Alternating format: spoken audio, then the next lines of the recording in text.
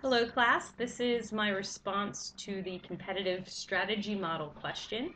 The two industries I chose were automotive and restaurants. I'm going to do restaurants first because I didn't do as much with them.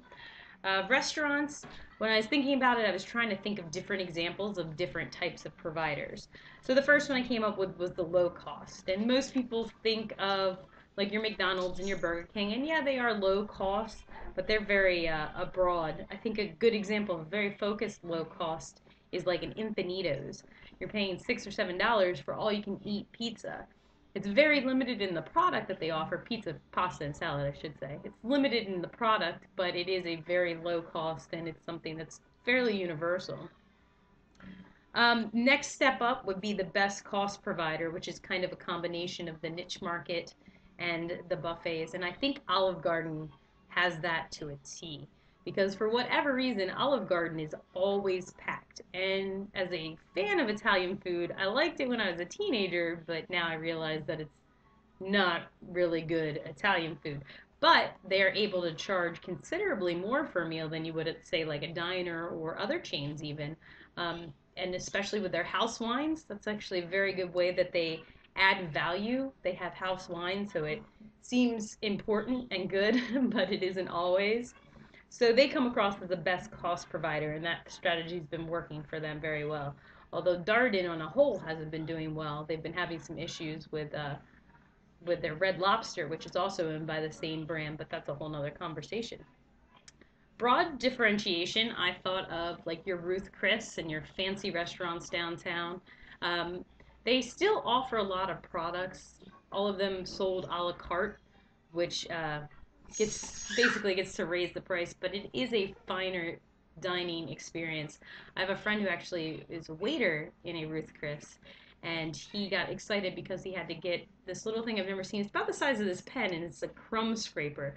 So I've never eaten at a restaurant where somebody comes and brushes my crumbs away for me. So that's the kind of added service that makes it broad differentiate because there's still a lot of products. When I was thinking about focus differentiation, I thought of like the most impossible restaurant to get into, which actually ended up being Hell's Kitchen. Not only is it a very select menu, a very niche market, and a very memorable experience to add value, but for the most part, it's invite only. I think it's very hard to get a reservation there. So that's a little bit of the compare and contrast in the restaurant industry. At the end of the day, they're all restaurants and they all serve food, but they have very different approaches to it.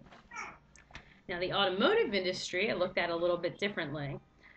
Your best cost is probably the most common that we see here in America. That's going to be your Hondas, your Toyotas, your Fords, and your Chevys. All of those are considered best costs because they have a car line, they have a truck line, they have an SUV line, and at least one van. So they have a wide variety, and they have a good price range that hits most of the market. Anything from $16,000 to upwards of over $50,000.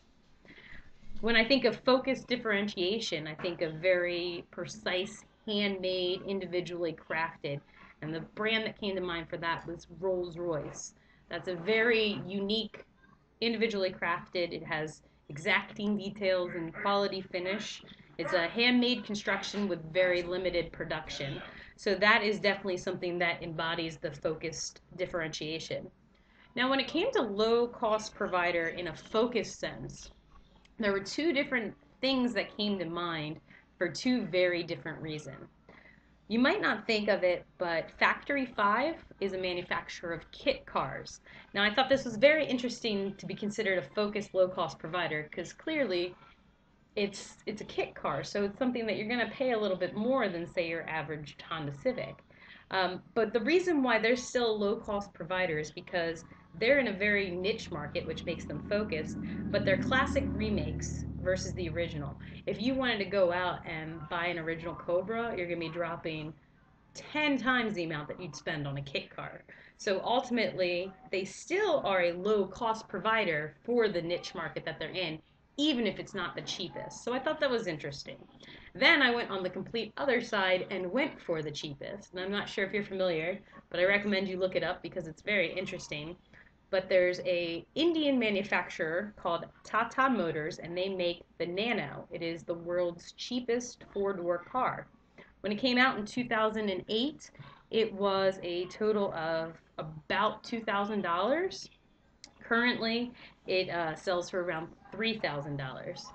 Now, this is a four-door car that's probably no bigger than a smart car, but they did a lot of things very smart as a focused low-cost provider. And how they did that is not only did they provide literally the lowest cost car, but they targeted their audience to India. India is very crowded and their roads are very hard to navigate. So not only the low price and the accessibility, but also the fact that you can use them in their roadways. I mean, that's the target audience and that's the target size car that they want.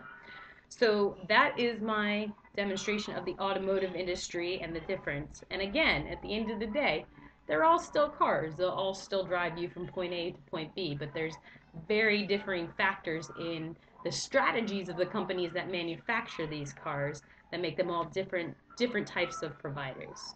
So thank you all and have a good night or good morning. I don't know when you're watching this.